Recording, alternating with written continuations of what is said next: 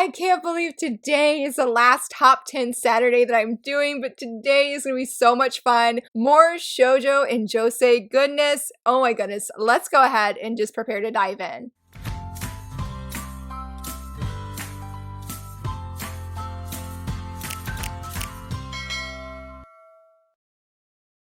Hello friends, happy Saturday. As I said, it is top 10, I was about to say top 10 Tuesday, top 10 Saturday with me featuring the top 10 manga I am most looking forward to releasing next year. And what a hard prompt, guys. What a hard prompt. I'm pretty sure I'm confident this is my top 10. I tried to think of titles that if they're available for pre-order, I have already pre-ordered them because, you know, just I'm a pre-order junkie. I love pre-ordering my manga. I don't know if that's a good or bad thing because I think for next year I've pre-ordered too much, but I'm like, oh, I don't know about it because it's out of sight. My husband's not going to really be happy about that. But anyway, I'm very happy and excited to talk about these 10 manga that, again, 10 shoujo and josei manga, I mean, that I am most looking forward to releasing next year. I will say that these are in no certain order, but I do feel like my top 5 that I'm mentioning first anyway, are ones that are already up for pre-order and that I have pre-ordered. Though looking at my list, I'm like, I think I forgot to pre-order number 5. But anyway, for number 1, let's do a condition called Love. I've talked about this manga a little bit in one of my top 5 Wednesday videos. I'll leave a link here. Very much looking forward to this award-winning manga. I've heard such great things about it. It's been on my radar for a while, but I was a little bit hesitant because I think it's like there's 10 volumes out digitally through Kodansha. So if you're like, well, I want to read it now, go check out Kodansha and go get their links and you can go ahead and start reading now. But I'm very much looking forward to that first volume, seeing the hype, because I definitely know that it has to be real or is real for this series. Briefly, and I'll say that for each of these, I may not give much of an overview, but I will leave links down below to learn more about all of these manga in case if you want to go ahead and pre-order them as well and check them out and just learn more details. But if I am remembering right, the main character, she's not really interested in love. She's sort of like apathetic. She's like,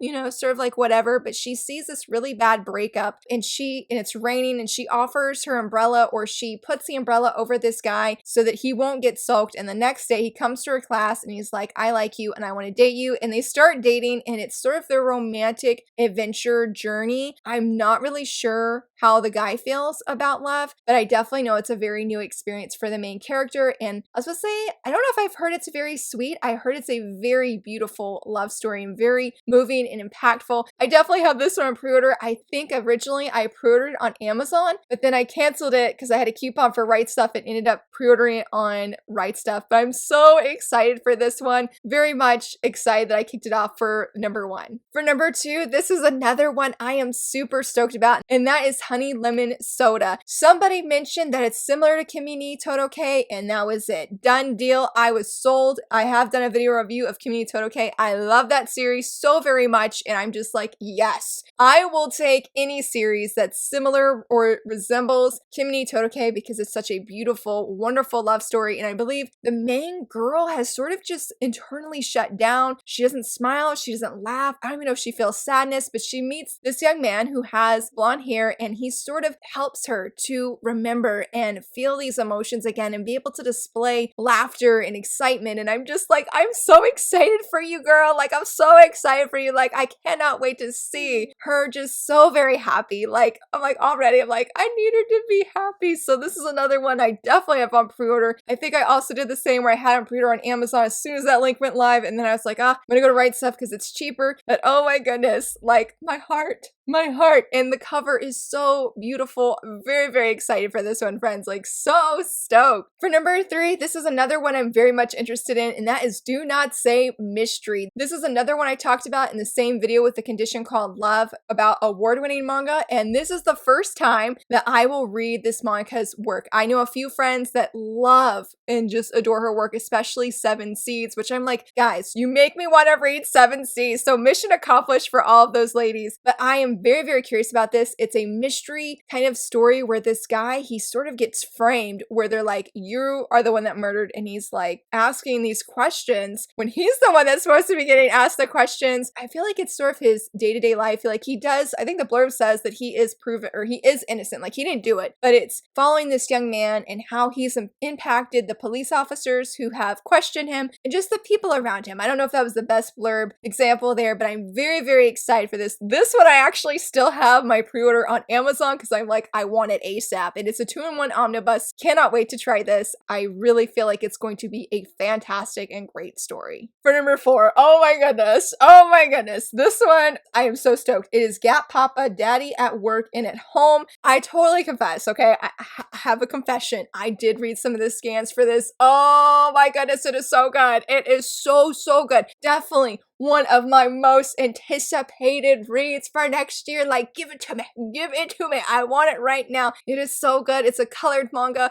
Oh, the wholesomeness and the vibes, everything. It is so very good. It's about this man, he works at home. Well, he works at the office, and he basically lives like 2 different lives where he's one way at work and one way at home. And he's like, doesn't smile at work. He's very cold to his coworkers, and he gets at home and he loves his wife and his daughter so much. It is so good. Sorry, I hit my camera. It is so good. I highly recommend it. I am so beyond stoked for it. Like, yes, I am here all day, every day for it. The cover is so incredibly cute, and I just highly recommend it. I highly recommend it. This is another one, if I didn't say already, I have it pre-order on Amazon. I did not cancel it. I'm like, I need it ASAP. I need it in my hands because I'm pretty sure every single chapter, I didn't read all of it, but I think I read about 5 or 6 chapters, and I just felt I was melting. I was like, if this was giving me cavities, my teeth would just be full of them because it's so sweet. It is so sweet. It's so good. It's so good. Let's go ahead and move on to number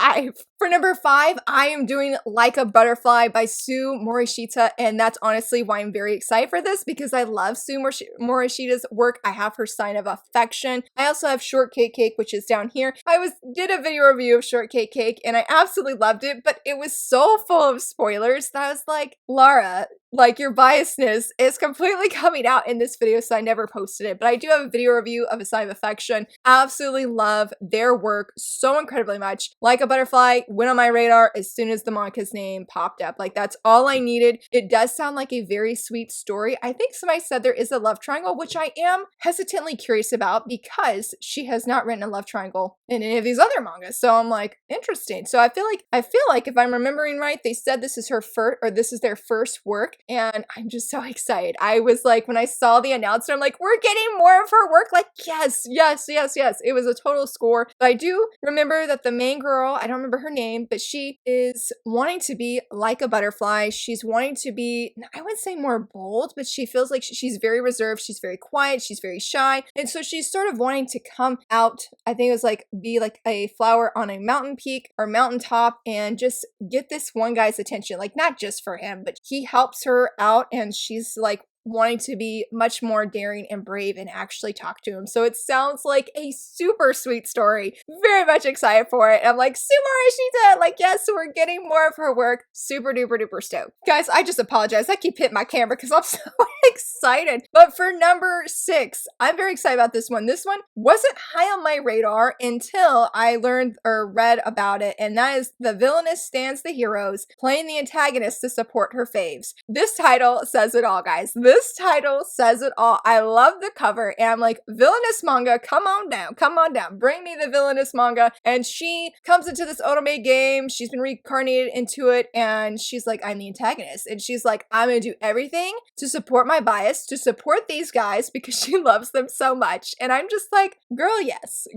I just thought it was a very fun and interesting sounding read. It just looks fun as well, and I'm like, villainous, that's all I need. I just need villainous in the title. I think it was Kate Tina. I think it's her hashtag or her username. And she's like, yeah, you just put villainous. And she's like, boom, I'm sold. I'm pre-ordered it right then. That's pretty much me. I have this on pre-order and I'm very much looking forward to it. I can't remember when it releases, but I feel like of all the titles, this was the one that I'm like, dude, I didn't even really know anything about this. Didn't hear much people talking about it, but I'm like, yeah, like, come on. Like, she's using her antagonist role to support her favorites. Girl, yes, let's do it. Very excited for that one as well. And I love the cover. I feel like that out of all of these, maybe, I feel like that's one of my favorite covers because it's just so fun. It looks like it's going to be a fantastic read. For number 7, this one is like on the opposite side of the spectrum, and that is My Girlfriend's Child. I am very interested and very much looking forward to reading this. It is from 7 Seas, and I didn't look up to go see what they